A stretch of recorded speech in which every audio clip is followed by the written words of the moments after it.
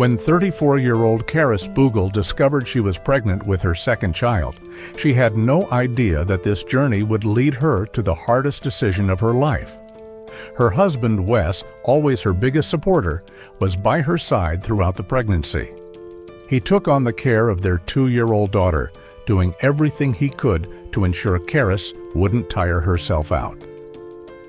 Karis's pregnancy progressed smoothly, with regular hospital checkups confirming that everything was on track. As the due date approached, their excitement grew, eager to welcome their baby boy. They had already chosen a name, Declan. With great anticipation, they prepared his nursery, their experience from their first child making the preparations easier this time around. Everything they needed for the birth and after was ready. All that was left was to wait. On the planned day of the birth, Karis, accompanied by Wes and her sister Marin, headed to the hospital.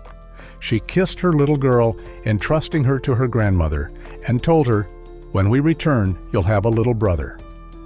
However, what began as a joyous occasion quickly took a terrifying turn. During the final pre-birth checkups, the doctors detected something unusual, a rare and dangerous complication known as amniotic fluid embolism. Karis had never heard of this condition. Dr. Kelly Jarrow explained that amniotic fluid, or possibly cells, from the baby's skin or hair had entered her bloodstream, posing a severe risk to all her organs. The news was shocking. The hospital visit meant to welcome her new baby had turned into a fight for her life. Despite the risks, Dr. Jarrow assured Karis that with immediate intervention and surgery, she could be saved and there was no need to panic. Just days before her 35th birthday, Karis tried to stay calm, prioritizing her baby's health above all else. Then, another crisis emerged. Declan's heart rate was dangerously low. There was no time to delay. The baby needed to be delivered immediately to have any chance of survival. When Dr. Jarrow returned to Karis, her eyes were filled with tears. She explained the dire situation as clearly as possible. Both Karis and her baby were in grave danger, and it was impossible to save them both. If they focused on saving Karis, Declan would not survive. If they proceeded with the cesarean section to save Declan, it would be almost impossible to save Karis.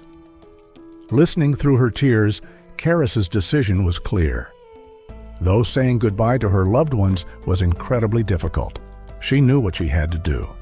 She told the doctor, "Save my son." The cesarean section was successful, and Declan was born healthy.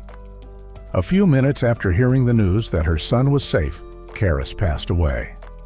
Wes was devastated. The hospital visit that was supposed to end in joy left him taking their son home without his beloved wife.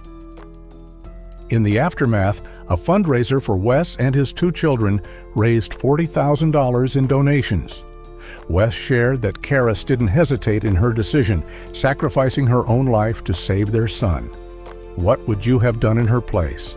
Share your thoughts in the comments. See you in our next video. Goodbye.